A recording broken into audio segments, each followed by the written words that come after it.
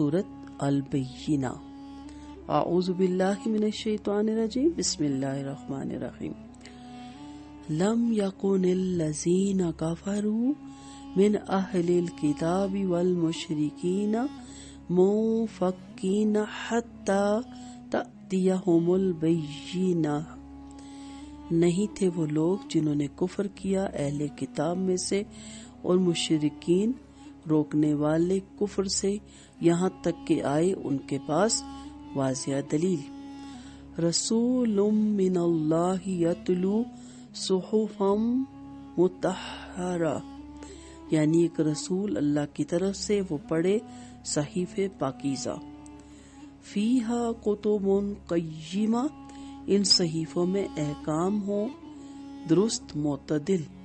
وما تفرق الذین اوتوا الکتاب الا من بعد ما جاءتهم البینہ، اور نہیں متفرق مختلف ہوئے وہ لوگ جو دیے گئے کتاب مگر اس کے بعد کہ آئی ان کے پاس واضح دلیل۔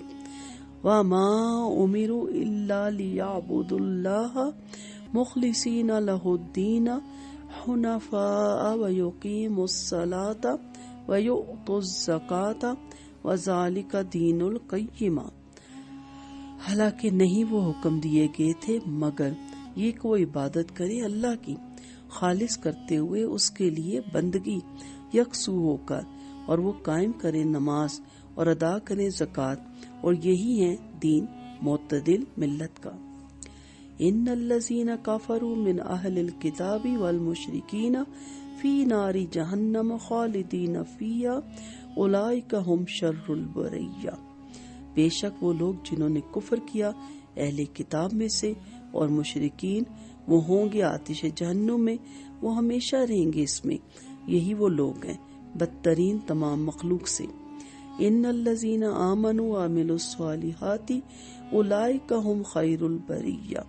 بلا شک وہ لوگ جو ایمان لائے اور انہوں نے عمل کیے نیک، یہی لوگ ہیں بہترین تمام مخلوق سے۔ جزاؤہم عند ربہم جنات تجری من تحت الانہار خالدین فیہا ابدا رضی اللہ عنہم ورضوا عنہ ذالک لمن خشی ربہ۔ ان کی جزا ان کے رب کے ہاں باغات ہیں دائمی، چلتی ہے ان کے نیچے سے نہریں، وہ ہمیشہ رہیں گے ان میں ابدا۔ رضی اللہ، راضی ہوا اللہ ان سے اور وہ راضی ہوئے اس اللہ سے۔ یہ جزا اس شخص کے لیے جو ڈر گیا اپنے رب سے۔ مختصر تفسیر دیکھتے ہیں اس کی۔ اس سورت کی پہلی آیت کا لفظ البینہ کو اس کا نام قرار دیا گیا۔ اس کا ایک دوسرا نام سورت لم یکونی بھی ہے۔ سورت البینہ مدنی ہے، اس میں 8 آیتیں ہیں، 1 رکوع ہے، 95 کلمات ہیں اور 413 حروف ہیں۔ قرآن مجید کے ساتھ نبی کریم صلی اللہ علیہ وسلم کا بھیجا جانا کیوں ضروری تھا؟ نیز اخلاص کی اہمیت اور کفار اور مشرکین اور مومنوں کے انجام کو بیان کرنا اس سورت کا موضوع ہے۔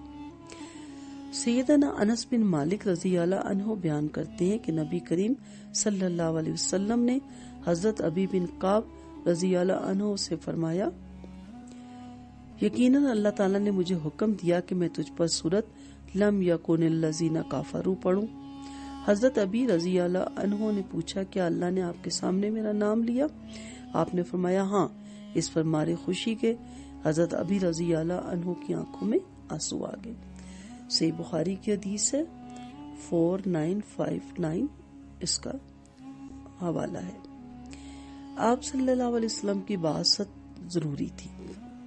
اللہ تعالیٰ نے رسول اللہ صلی اللہ علیہ وسلم کی بعثت کے مقصد کو بیان کرتے ہوئے فرمایا کہ یہود و نصارہ اور عرب اور عجم کے مشرکین جس کفر کی حالت میں مبتلا تھے، اس سے ان کا نکلنا اس کے بغیر ممکن نہ تھا کہ محمد صلی اللہ علیہ وسلم ان کے پاس روشن دلیل قرآن لے کر آ جائیں، ان کی گمراہی اور جہالت کو بیان کریں، انہیں ایمان کی دعوت دیں، ان کے کفر کا ہر صورت غلط اور حق کے خلاف ہونا بتائیں، اور صحیح راہ کو واضح اور مدلل طریقے سے ان کے سامنے پیش کر دیں۔ اس کا یہ مطلب نہیں کہ اس روشن دلیل کے آ جانے کے بعد وہ سب کفر سے باز آ جانے والے تھے، بلکہ اس کا مطلب یہ ہے کہ اس دلیل کی غیر موجودگی میں تو ان کے کفر کی حالت سے نکلنا ممکن نہ تھا۔ البتہ روشن دلائل نبی کریم صلی اللہ علیہ وسلم کی بعثت کے بعد ان میں سے جو لوگ اپنے کفر پہ قائم رہے ان کی ذمہ داری انہی پر ہے۔ وہ اللہ تعالیٰ کے ہاں عذر پیش نہیں کر سکتے کہ اس نے ہماری ہدایت کے لیے کوئی انتظام نہیں کیا۔ اہل کتاب کے اختلاف کا سبب۔ نبی کریم صلی اللہ علیہ وسلم کی آمد سے پہلے اہل کتاب قدرے محتاط تھے، اس کے بعد متفرق اور جدا جدا ہو گئے۔ ان میں سے کچھ ایمان لائے لیکن اکثریت ایمان سے محروم رہی۔ اللہ تعالیٰ نے نبی کریم صلی اللہ علیہ وسلم کی بعثت کو دلیل سے تعبیر کر کے اس طرف اشارہ کیا کہ آپ کی صداقت واضح تھی جس میں انکار کی بالکل گنجائش نہیں تھی، لیکن ان لوگوں نے محض حسد اور بغض اور عناد کی وجہ سے آپ کو جھٹلایا۔ یہی وجہ کہ اللہ تعالیٰ نے فرقوں میں بننے والوں میں صرف اہل کتاب کا نام لیا، فرقوں میں بٹنے والوں میں۔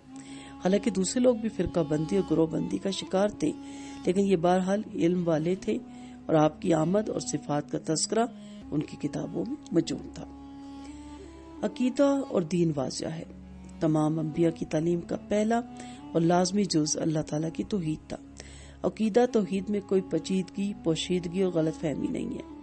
ہر نبی نے اپنی امت کو سب سے پہلے توحید کی دعوت دی اور اہل کتاب یہود و نصارہ کو یہی دعوت دی گئی، جیسا کہ اللہ تعالیٰ نے فرمایا کہ نہیں، یہود و نصارہ کو یہ حکم دیا گیا کہ وہ بندگی کو اللہ کے لیے خالص کریں اور شرک سے توحید کی طرف اور تمام ادیان سے کٹ کر دین اسلام کی طرف مائل اور یکسو ہو کر اللہ کی عبادت کریں اور نماز قائم کریں اور زکوٰۃ ادا کریں۔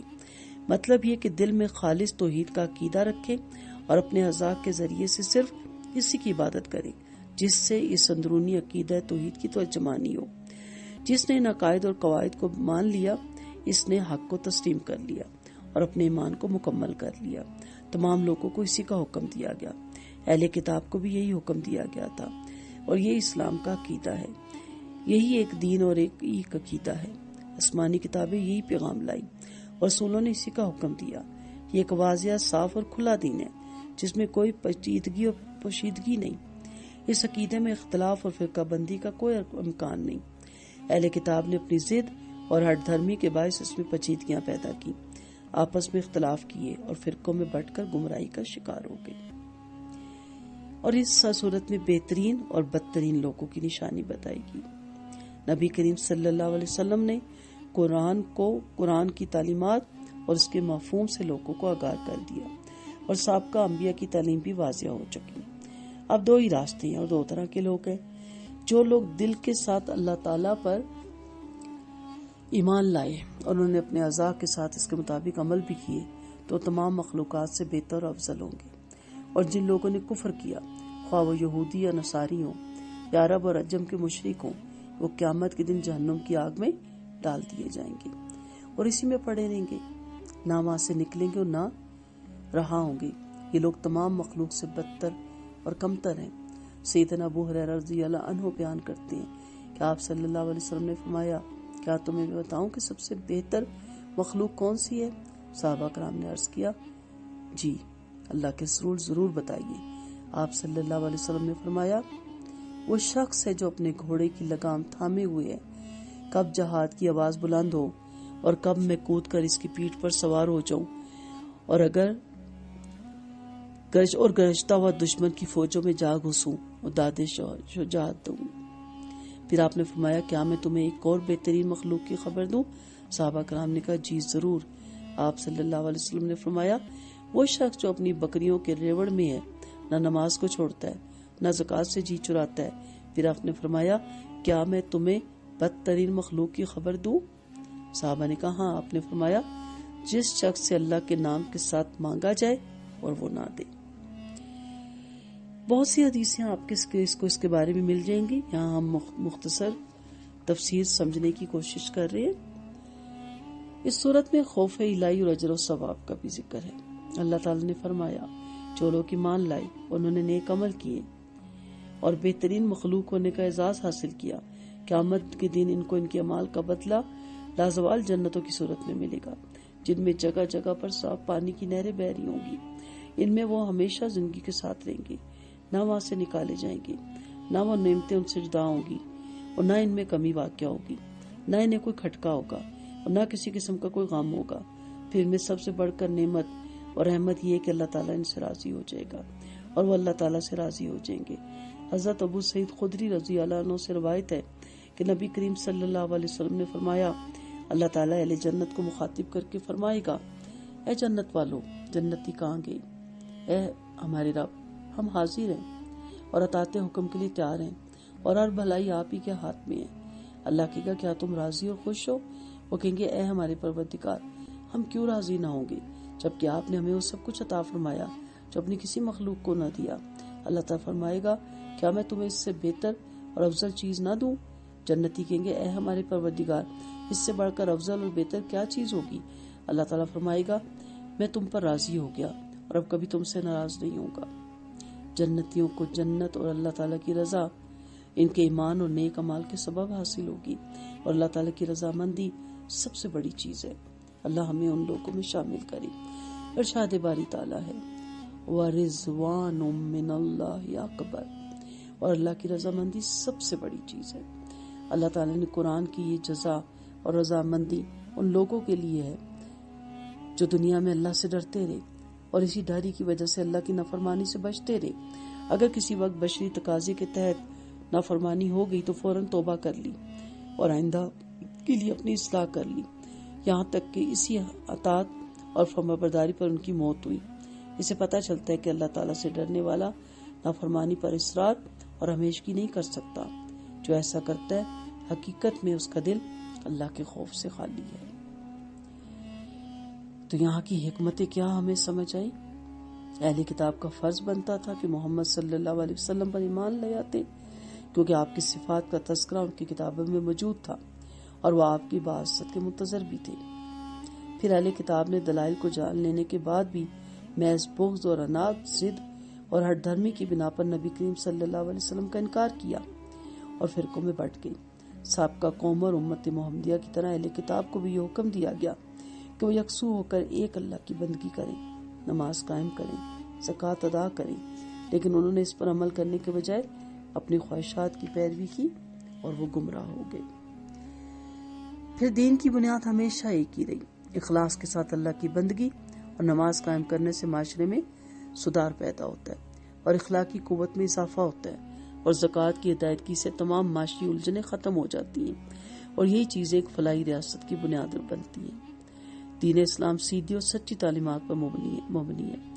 اہل حق کے لیے، اہل عقل کے لیے اس کو سمجھنے میں کوئی دشواری نہیں ہے، کیونکہ یہ انسانی فطرت کے عین مطابق ہے۔ نبی کریم صلی اللہ علیہ وسلم قرآن جیسی روشن کتاب لکھ کر آئے۔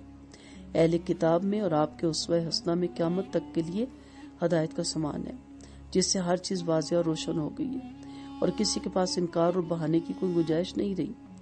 یہود و نصارہ اور عرب اور عجم کے مشرک کفر کرنے کی وجہ سے بدترین مخلوق ہیں۔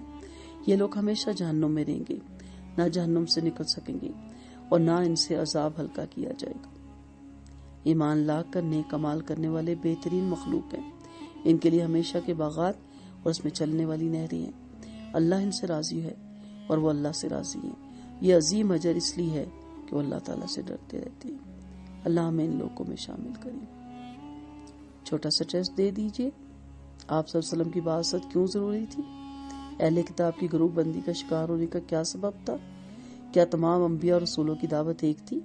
سبق کی روشنی میں واضح کیجیے کہ بہترین اور بدترین لوگ کون ہیں، کس وجہ سے جنتیوں کو ہر طرح کی نعمتوں سے نوازا جائے گا۔ اللہ تعالیٰ جنتیوں کو سب سے بڑی نعمت کیا عطا کریں گے؟ اللہ تعالیٰ ہم سب کو عمل کرنے کی توفیق دے اور اللہ تعالیٰ ہم سب سے راضی ہو جائے اور ہمیں راضی کر دے۔ وآخر دعوانا ان الحمد للہ رب العالمین۔ سبحانک اللہم وبحمدک، نشہد ان لا الہ الا انت، نستغفرک ونتوب الیک۔